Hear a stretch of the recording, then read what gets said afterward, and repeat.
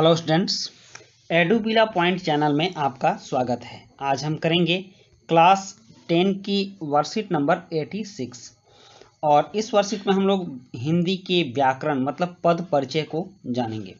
पद परिचय का मतलब क्या होता है? तो प्यारे बच्चों, अभी तक आपने पाठ्यक्रम के लगभग सभी व्याकरणिक बिंदुओं के बारे में जान चुके हैं। मतलब कि आपको जो भी व्याकरण की बातें जाननी थी आप जान चुके हैं। और आइए आज हम पद परिचय का अभ्यास करते हैं। जब कोई शब्द व्याकरण के नियमों के अनुसार किसी वाक्य में प्रयुक्त होता है तो उसे पद कहते हैं, और वह शब्द व्याकरण के किन किन नियमों के अनुसार प्रयुक्त होता है अथवा उस पद का विस्तृत व्याकरणिक परिचय देना पद परिचय कहलाता है। अब नीचे दिए गए प्रश्नों को ध्यानपूर्वक पढ़ें और रेखांकित पद से जुड़े व्याकरणिक नियमों को पहचान कर उसके पद परिचय संबंधी सही विकल्प चुनिए। तो जैसे मान लीजिए किसी वाक्य में कोई शब्द आता है तो अब वो क्या है? संज्ञा है, सर्वनाम है, विशेषण है, कौन सा कारक उसमें लगा है, ठीक ना, वो अव्यय है, क्या है। तो उस पद का जो हम इस तरह से व्याकरणिक परिचय देते हैं तो यही पद परिचय कहलाता है। तो अब नीचे कुछ इसी तरह के पद दिए गए हैं और इनके पद को पहचान करके हमको इसका सही विकल्प चुनना है। तो सबसे पहले यहाँ है, हालदार साहब जीप में बैठकर चले गए। तो यह जीप क्या है इसको पहचानना है। तो यह आप जान लीजिए कि जीप सबसे पहले क्या है, तो यह जातिवाचक संज्ञा है और एक वचन है क्योंकि इसमें वचन की बात भी की गई है। और बैठ कर चले गए ये अधिकरण कारक है। तो आप इस तरह का देखिए। और जीप लिंग कौन सा है? तो जीप गाड़ी है और कोई भी गाड़ी स्त्रीलिंग होती है।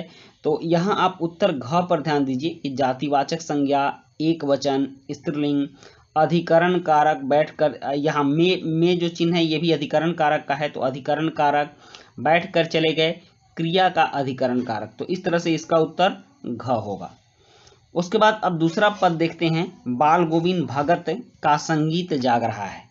अब यहाँ ध्यान दीजिए, बाल गोविंद भगत का संगीत जाग रहा है। तो यह क्या है?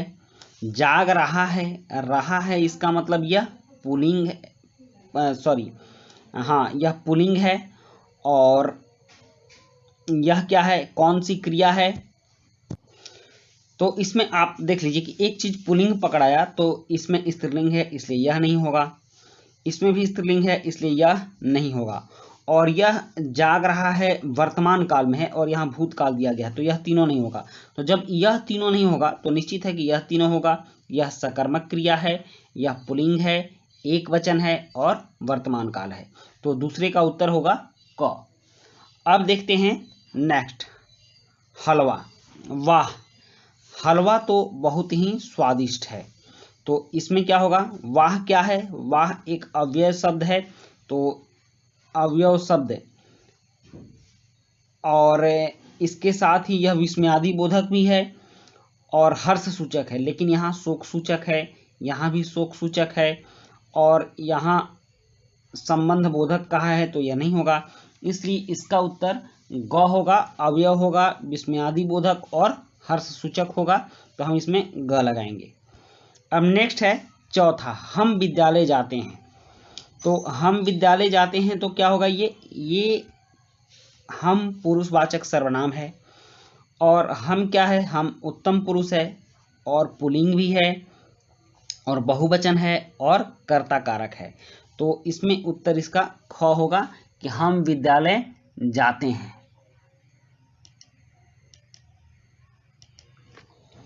तो इस तरह से इसके हमने देख लिया कि इसमें क्या क्या है, पुरुषवाचक सर्वनाम हुआ, उत्तम पुरुष हुआ और